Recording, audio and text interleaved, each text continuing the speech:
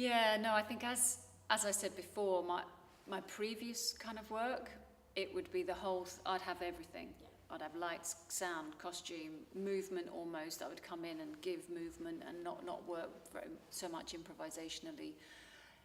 Now, actually, I feel like the piece works in a bare space, fluorescent lights, it could work outdoors.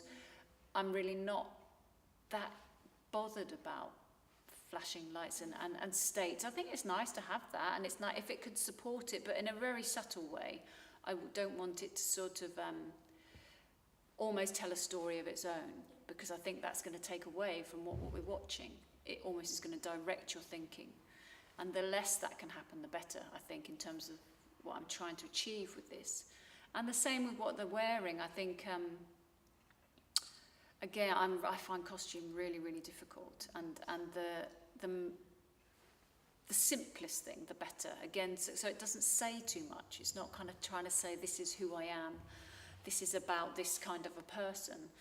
It's not. They're just... So almost I wanted it to be as simple as possible. But the added thing for this piece, and actually which has gone through quite a few of my pieces in the past, is that there is a sense of they've got layers on, so that they can remove layers as a sort of a metaphor for kind of getting deeper, closer to the self, you know, closer to nothing,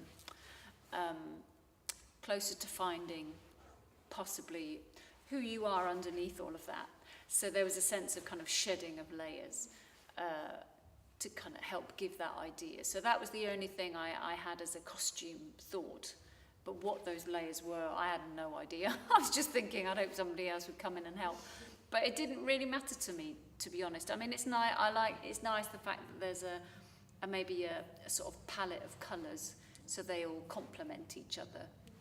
But in terms of a style and an image and there's nothing. They could all be wearing very different things. It was just a thought that I wanted them to have a couple of layers that they could take at least two off, and still have something on underneath.